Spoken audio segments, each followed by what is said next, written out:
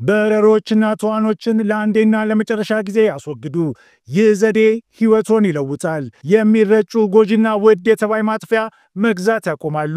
በንጹህ ጎድጓዳ ሳህን እንጀምር። 1 ማንኪያ ስኳር ይጨምሩ። በመቀጠል 2 የሾርባ ማንኪያ ቤኪንግ ሶዳ እንጨምራለን።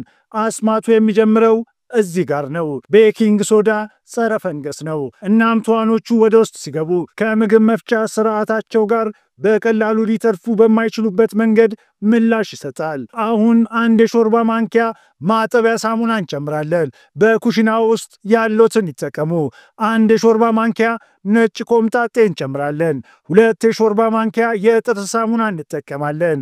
አዎ፣ የጥርስ ሳሙና ነፍሳት ፍጹም የሚጠሉት እንደ ፍሎራይድና ሜንቶል ያሉ ውህዶችን ይዟል። ይህንን በቤት ውስጥ ለመሞከር ከፈለጉ አሁን ሁሉንም በደንብ ይቀላቅሉ።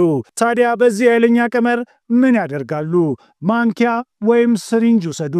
እናም የዚህን ድብልቅ በቤቶ ዙሪያ ባሉ ቁልፍ ቦታዎች ላይ ያድርጉ።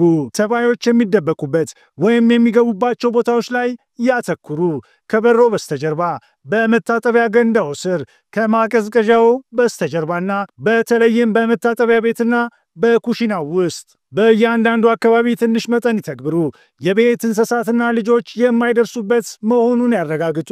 ይህ ፎርሙላ ተባዮችን ብቻ የሚያባርር አይደለም፣ ይገድላቸዋል። እናም አዳዲሶች ተመልሰው እንዳይመጡ ያደርጋል። ታዲያ ምን ይመስላችኋል? ዛሬ ሞክሩና ለእርሶ እንዴት እንደሰራ በአስተያየት መስጫው ውስጥ ይንገሩን። ለበለጠ መላ ላይክ፣ ሼር ማድረግና ፎሎ ማድረጉን አይርሱ። ለተጨማሪ መላዎች የዩቲዩብ መስኮቴን ይቀላቀሉ።